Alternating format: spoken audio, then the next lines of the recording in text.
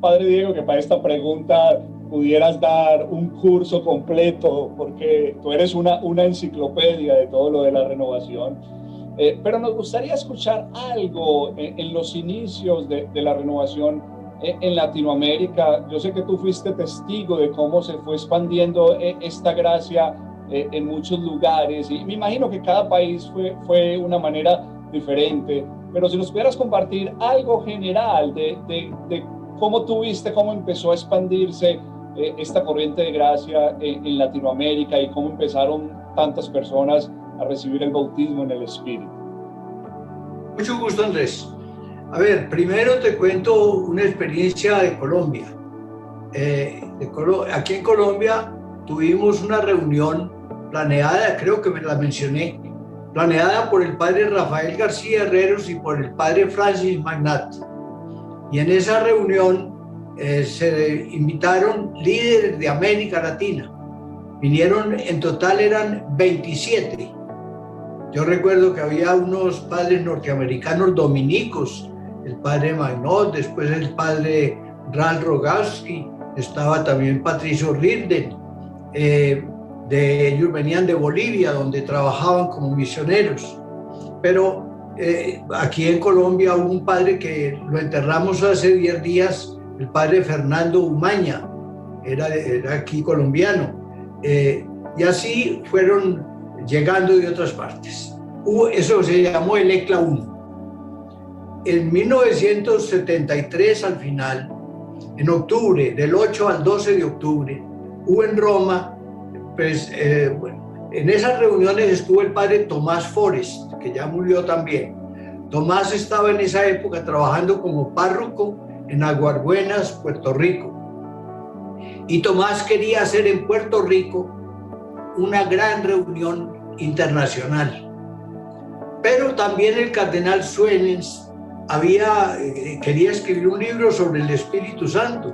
Y el cardenal le dijo a Verónica O'Brien, le dijo que por qué no le ayudaba a escribir ese libro. Y Verónica le dijo, que era su secretaria, le dijo, ¿por qué no va más bien a Estados Unidos? Porque están hablando de que el Espíritu Santo está haciendo maravillas allá. Entonces vaya y véalas y las cuenta. Y el cardenal vino a Washington. Y ahí lo recibieron muy bien, y ahí conoció él la renovación y se entusiasmó por la renovación carismática. De manera que cuando el cardenal supo que en Puerto Rico estaba organizando Tomás Forest una reunión de carismáticos, dijo, no, ¿por qué no la hacemos en Roma? Para que conozcan en Roma lo que es la renovación. Eso fue del 8 al 12 de octubre de 1973. Y entonces, bueno, yo lamentablemente iba a ir, pero mi pasaporte estaba caducado. Y en esa época, para sacar un pasaporte nuevo, había que emplear como un mes. Ahora es de un día para otro. En esa época era más lenta la cosa. Por eso no fui, pero el padre García Herrero sí fue. Y Fernando Umaña también fue. Y se reunieron en Roma unos líderes de la renovación. Cuando el cardenal, en las afueras de Roma, un lugar que llama Grottaferrata. Entonces, cuando el cardenal llegó a Roma para esa reunión, una ley es que los cardenales que llegan a Roma le avisen al Papa que están en Roma. Entonces, el cardenal le mandó decir al Papa, Pablo VI, que estaba en Roma. Y el secretario le preguntó, ¿para qué vino? Y él contó que tenía una reunión de la renovación carismática. Entonces le dijeron, ¿de la renovación? Pero eso es mejor que no vaya, porque no conocemos eso y no podemos avalarla. Y el cardenal dijo, ¿y cómo no voy a ir si yo fui el que los invité? Entonces le dijeron, bueno, vaya pues una vez, pero va por la mañana y por la noche ya, no, vaya una vez en el día, no más, una vez y termina. Entonces él lo que hizo fue que se madrugó el primer día y se quedó hasta las 11 de la noche. Todo el día lo pasó allá para no desobedecer y para cumplir así. Entonces el cardenal le pidió, por medio de los secretarios, al Papa que recibiera a los carismáticos en una audiencia. Les dijeron que podían ir a la audiencia general que el Papa da allá en el Vaticano. Pero como ellos fueron a la audiencia general y comenzaron a saludamos a los peregrinos venidos de México, saludamos a los peregrinos a la orden tal y a la orden tal, en fin, a todo el mundo lo saludaban, menos a ese grupo carismático. Y ellos dijeron, bueno, pues Dios querrá en otro día, dejemos el camino al Señor. Pero apenas ya el Papa habló y terminaba pues la audiencia, dijeron por los micrófonos que el grupo que está en Grottaferrata nombre a algunos delegados y pasen a la sala tal. Y eran ellos. Entonces, ahí el Papa los recibió, el Papa Pablo VI, y les habló muy bien de la renovación. Les dijo que había que discernirla, que había que orarle al Espíritu Santo, etc. Ese pequeño discurso del Papa a la renovación, yo apenas lo vi, lo reproduje aquí en un folleto. Y con ese comencé a hacer mi colección de folletos y de ahí salieron el libro Los Papas hablan de la renovación y el Papa Francisco habla de la renovación. De manera que ese folletico que antes era de 10 páginas se me volvió como 600 páginas. Fue la maravilla para nosotros cuando dijimos el Papa hablándole a la renovación. El Papa recibió a unos líderes de la renovación, no solo ellos, los 13 que estuvieron presentes, sino toda la renovación se sintió acogida por el Papa. Y hasta eso era en el año 73 al final. Entonces los latinoamericanos dijeron, volvamos a tener otro encuentro en el Minuto de Dios. Ya aquí habíamos tenido antes, en Semana Santa, un concilio de jóvenes que ya mencioné. Y en ese concilio de jóvenes creíamos que iban a venir unos 85 jóvenes. Invitamos que nosotros por 20,000 pesos de esa época, que era menos de 20, era como $4 de hoy, nos comprometíamos a darles hospedaje y almuerzos, comidas. Entonces creíamos que venían unos 85, pero ¿saben cuántos llegaron? Casi 5,000. Nos pusieron a corretear por todas partes a conseguir hospedaje de familia en familia, recíbame uno, recíbame dos. En la casa donde yo vivía recibí 16. Y tuvimos un seminario de vida en el Espíritu. Y apenas en Colombia salió esa cochada del seminario, entonces dijimos a decirla por toda Colombia. Eso fue año 73. Entonces llegó el encuentro de Roma y dijeron, hagamos otro encuentro en el Minuto de Dios. Ya aquí vinieron de todos los países, había como yo creo que unas 300 personas. Así comenzaron los ECLAS, que es el encuentro. Yo saqué, tal vez hace ya 2 o 3 años, el último libro que llama Latinoamérica Carismática, donde cuento los distintos ECLAS que ha habido. Pero eso fue haciéndonos amigos con los líderes de la renovación, con los servidores, con los coordinadores de todos los países de América. A mí me eligieron con el padre Tomás Forés y con el padre Guillermo Nolan, que vivía en Cartagena, en Caracas, en Venezuela, para que organizara el ECLA 3, que fue en Puerto Rico, en Aguas Buenas. Entonces, claro, tuve que ir a organizarlo, pero mi viaje coincidió con un viaje de Monseñor Alfonso Uribe. Entonces yo llevé a Uribe a que hablara allá y así empujamos en Puerto Rico el nacimiento. Y había un señor Miguel Arias de Costa Rica, entonces me invitó a Costa Rica. Y bueno, no solo personalmente me vi involucrado en todos los países, sino que en cada país se fue organizando equipo timón y grupos de oración y seminarios de vida. Y entonces ya comenzó realmente a los 3 o 4 años, América Latina estaba toda llena de esa inquietud. aceptada por unos, rechazada por otros, mirada con cierta desconfianza por otros, pero comenzamos a caminar y comenzaron a publicarse revistas. En Puerto Rico, el padre Fore fundó una revista llamada Alabaré. En República Dominicana, alrededor del grupo de María de San Giovanni, María Armentero se llamaba en esa época, de San Giovanni, se publicó la revista Alabanza. Aquí en Colombia comenzamos con la revista Fuego.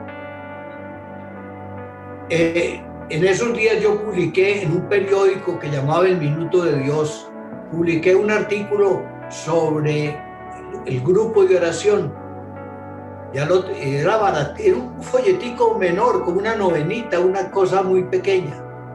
Pero al otro día de publicado me encontré con una religiosa española aquí en la plaza del Minuto de Dios. Y ella me dijo, oiga, me gustó mucho su libro, su artículo, ¿por qué no lo publica en un folletico para que nos sirva a todos? Y así comencé yo a publicar libros, por insinuación de una religiosa que me pidió que publicara ese folletico en algo pues más tangible. Y entonces después comencé a publicar y publicar. Recuerdo cuando fuimos a Venezuela, que me dijo el padre Leonardo Redondo, un español que trabajaba en Barquisimeto, que si le publicaba algún libro, y me encontré con Salvador Carrillo Alday de México, y entonces dame permiso para publicar tus libros, y Carlos Talavera, obispo de México, todavía no era obispo, también me habló sobre el compromiso social de la renovación, y comenzamos con revistas, con libros, con reuniones, con predicaciones. Bueno, por todas partes, unos y otros iban cada cual dando su testimonio. Yo recuerdo, por ejemplo, al padre Jorge Bravo y al padre Francisco Ramos y a Miguel Ramos de Ecuador, que trabajaron muchísimo, y al padre Reinaldo Paul, que era cubano, pero que trabajaba en Costa Rica, y al padre Hugo Estrada y al padre René Estrada, que trabajaban en México, y estaba el padre Valenzuela, que trabajaba en Panamá, y después llegó el padre Segundo Cano con entusiasmo, porque en el retiro que dimos en Panamá, lo di, de pronto entró una persona y se fue a orar, y entonces 2 o 3 del retiro se levantaron y fueron a orar por él. Él daba después su testimonio, él ni sabía que había ido, pero encontró al Espíritu Santo y después se volvió un predicador muy reconocido, el padre Segundo Familiar Cano, y el padre Nolan en Venezuela, y Steve Reinhardt en Honduras, y entonces don Cipriano Chagas, que era monje benedictino en el Brasil, y el padre Carlos Aldunate en Chile, y bueno, y en todos los países del mundo comenzó la renovación. Y comenzamos un grupo de amigos que nos reuníamos en los CECLAS o en los encuentros internacionales, y al padre Tomás Fores se le ocurrió hacer un consejo internacional, un comité timón internacional. En esa época el cardenal Suenens había invitado a la renovación a que tuviera una oficina en Bruselas, en Bélgica. Pero en 1976, tal vez, o 7, pasaron esa oficina a Roma. Y yo fui testigo porque el cardenal Suenens me escribió una carta invitándome a que perteneciera al Consejo Mundial. Entonces me tocó ir, primero tuvimos una reunión en Dublín y de ahí pasamos a Roma y estuve como 12 años ayudando ahí y siendo testigo de cómo el Señor usaba, por ejemplo, en Francia, la comunidad de Manuel, la comunidad, todo lo que fue el movimiento de comunidades en Francia, en Alemania, en los Estados Unidos, por supuesto, en Anarco, de una manera de la palabra de Dios, entonces, pero también en América Latina y por todas partes. Entonces los grupos se iban volviendo comunidades, a veces comunidades de alianza, a veces comunidades de vida. Las comunidades de vida era cuando se iban a vivir todos en la misma casa, en la misma finca. La comunidad de alianza era cuando seguían viviendo en sus casas pero adquirían unos compromisos de vida comunitaria. Por ejemplo, leer la Biblia todos los días, o no faltar a la Eucaristía siquiera una vez por semana, o compartir una parte económica para ayudar a los más pobres. Bueno, y así, de grupos a comunidades, de comunidades a comunidades muy comprometidas, de pequeñas hojas de periódico a folletos y de folletos a libros. Yo he publicado más de 100 libros y folletos de la renovación carismática y eso fue una belleza. Pero también quiero decirles a ustedes, hoy que tengo la oportunidad de hablarles a todos y a todos los latinoamericanos, quiero más de Espíritu Santo.